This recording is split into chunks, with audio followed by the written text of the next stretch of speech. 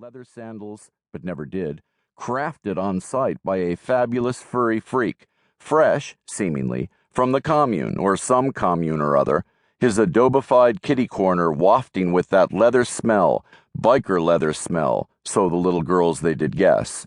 And when he got close to them and leered, they could subversively smell scary, sexy, bearded man smells and triangulate from there.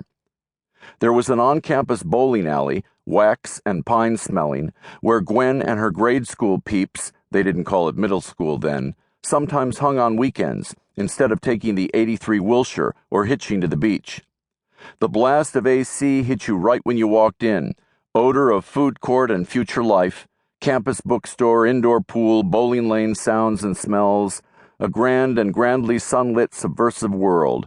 Gwen remembered thinking, this is the smell of college, the smell of being grown up, the mysterious, alluring, subversive smell of the end of carefree days. Her memories were saturated with the erotic energy unleashed by cliquish tween tribes venturing out on their own, testing wings with parental approval, the village being a plaza that was considered safe for pubescent gazelles, back in the day when so many things were considered safe. Their pairs upon perfect pair of rangy, downy legs shod in magic-markered vans, perspiry, hormone-blasted packs of flower power girls wearing chunky boyfriend ID bracelets, some of them, bought and engraved at POP on the pier, virgin, wannabe wild childs, out hunting and gathering for what they knew not. Then her trips to Westwood became the stuff of nightmares. Gradually, with the brutal, ardent fellowship of cancer survivors, Telma's portmanteau, dawn broke in Gwen's challenged cancer mom life. The C community was extraordinarily strong and supportive and unflinching, knitting melanoma newbies into a single gargantuanly heroic quilt.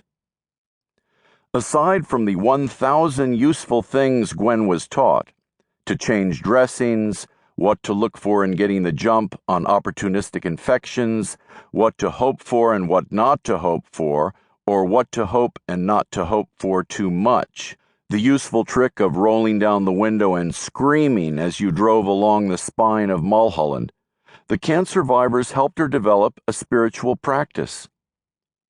For the first time in Gwen's life, she meditated. She yogaed and breathworked and self-hypnotated. She alternately begged, bitched, and railed at, and became inexplicably devoted to, her higher power. A mere month from ground zero, all the cancer folk revved from zero to hero, she no longer needed to listen to CDs to trance out.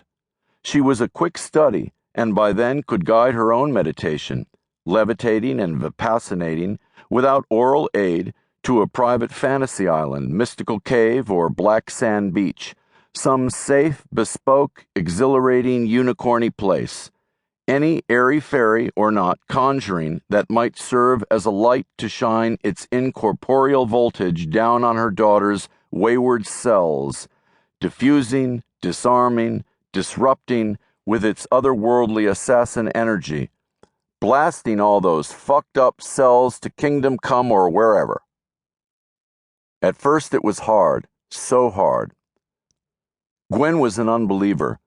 Not triple XL, but L, maybe M, not a Hitchens, but a large to medium agnostic. Maybe L/M, but you couldn't go through something like this without investing, believing, trusting in something other than unbelief. You just couldn't. She'd take Reiki, Cancer Kid Mom workshops, and wishing on falling stars in the Sedona sky over a vacuum any day.